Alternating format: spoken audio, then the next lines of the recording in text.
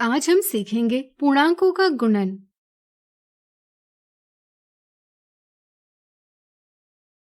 हमारे जीवन में ऐसी कई स्थितियां आती है जब हमें पूर्णांकों का गुणन करना आवश्यक हो जाता है। जैसे एक व्यक्ति अपने बैंक खाते में 3 बार 500 रुपए जमा करता है तो उसने कितनी धनराशि जमा की होगी, यह 3 गुना 500 के गुणनफल से पता किया जा सकता है।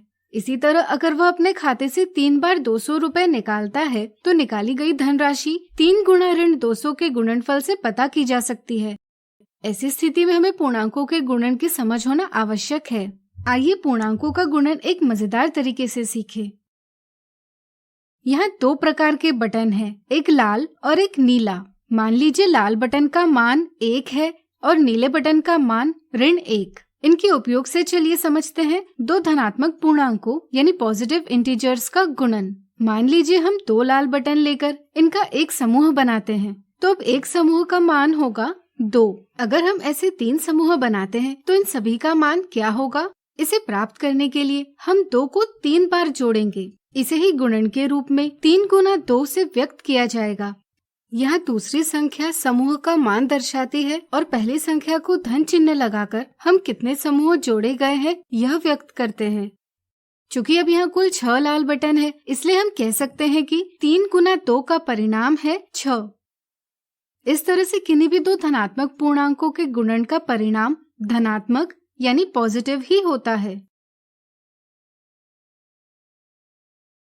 अब आइए सीखें 2 ऋणात्मक पूर्णांकों यानी नेगेटिव इंटीजर्स का गुणन कैसे करते हैं। मान लीजिए हम एक लाल बटन और एक नीला बटन लेते हैं तो इनका मान क्या होगा? चूँकि एक धन ऋण 1 बराबर 0 होता है, इसलिए एक लाल और एक नीले बटन का कुल मान 0 होता है। सबसे पहले हम 6 लाल और 6 नीले बटन लेकर उनके 6 समूह बना लेते हैं। चूँकि यहाँ लाल और नीले बटन की संख्या बराबर है, इसलिए इन 6 समूहों का मान 0 होगा। अब आइए 2 नीले बटन का एक समूह, ऐसे 3 समूह बनाएं। क्या आप बता सकते हैं ऐसे एक समूह का क्या मान होगा? बिल्कुल सही, ऋण 1 और ऋण 1 को मिलाकर इनका मान प्राप्त होगा ऋण 2। अगर हम ऋण 2 मान के यानी कि 2 नीले बटन के 3 समूह निकाल लेते हैं तो इसे हम व्यक्त करेंगे ऋण 3 गुना ऋण 2 से। यह दूसरी संख्या समूह का मान दर्शाती है और पहली संख्या को ऋण चिन्ह लगाकर हम कितने समूह निकाले गए हैं यह व्यक्त करते हैं।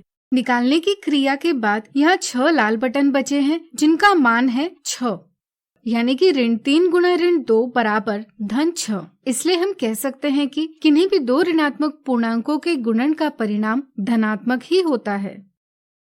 इसे आप दिए प्रतिरूप से भी समझ सकते हो। जैसा कि आप देख सकते हैं यहाँ पहली संख्या वैसे के वैसे रखी है, लेकिन दूसरी संख्या 1 से कम होती जा रही है। इसके कारण परिणाम 3 से बढ़ रहा है। जैसे ऋण 9 में 3 जोड़ने पर ऋण 6, ऋण 6 में 3 जोड़ने पर ऋण 3, ऋण 3 में 3 जोड़ने पर 0 प्राप्त होता है।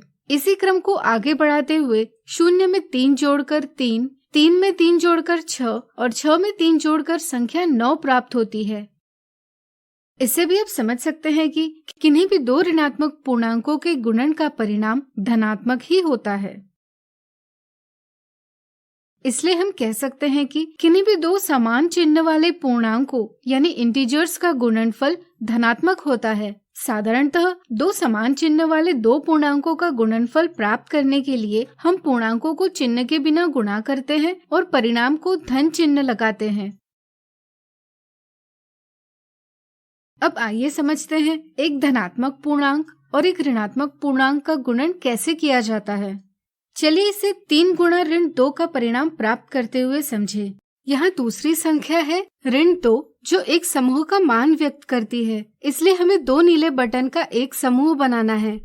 चूँकि पहली संख्या 3 है, यानी कि हमें ऐसे 3 समूह को जोड़ना है। जोड़ने पर हमें कुल 6 नीले बटन मिलेंगे जिनका मान होगा ऋण 6। इस तरह से 3 गुना ऋण 2 बराबर ऋण 6। अब यहाँ देखिए, यहाँ लाल और नीली बटन का एक समूह, ऐसे 6 समूह है। चूँकि लाल और नीली बटन का मान विपरीत है, इसलिए कुल समूह का मान 0 होगा। जरा सोचिए, इसमें से अगर हम 2 लाल बटनों का एक समूह ऐसे 3 समूह निकाल लेते हैं तो इसे गणित में कैसे व्यक्त करेंगे? सोचिए सोचिए।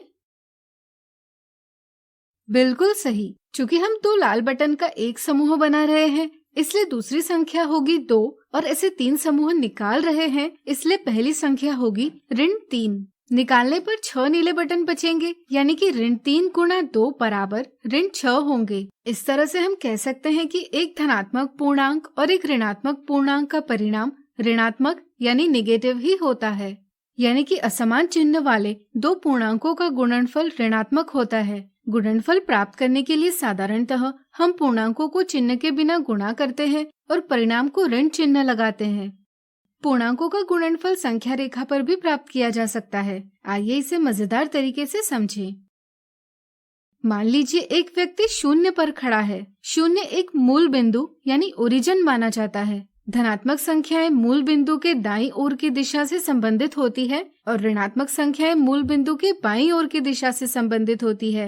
अगर पहली संख्या धनात्मक हो तो इसका मतलब वह दाईं दिशा में देख रहा है। इसी तरह अगर यह ऋणात्मक हो तो वह बाईं दिशा में देख रहा है। इसी तरह अगर दूसरी संख्या धनात्मक हो तो उसे आगे की ओर बढ़ना है और अगर वह ऋणात्मक हो तो उसे पीछे की ओर बढ़ना है। इस तरह से 3 गुना 2 में पहली संख्या धनात्मक है, इसलिए व्यक्ति दाएं देख रहा है और दूसरी संख्या भी धनात्मक है, इसलिए व्यक्ति आगे की ओर 2 इकाई दूरी का एक कदम ऐसे 3 कदम बढ़ाता है।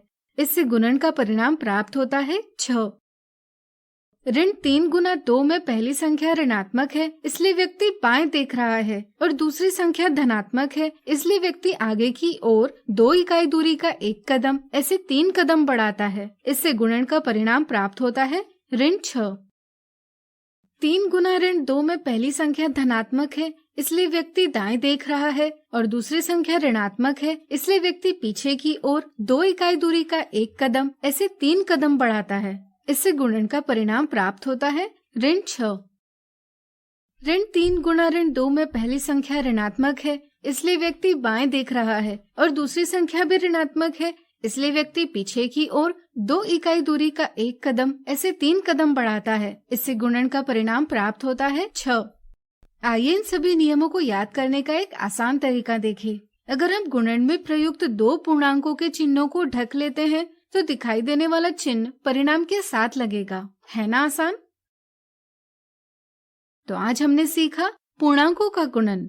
अगले वीडियो में इनसे संबंधित उदाहरण देखेंगे।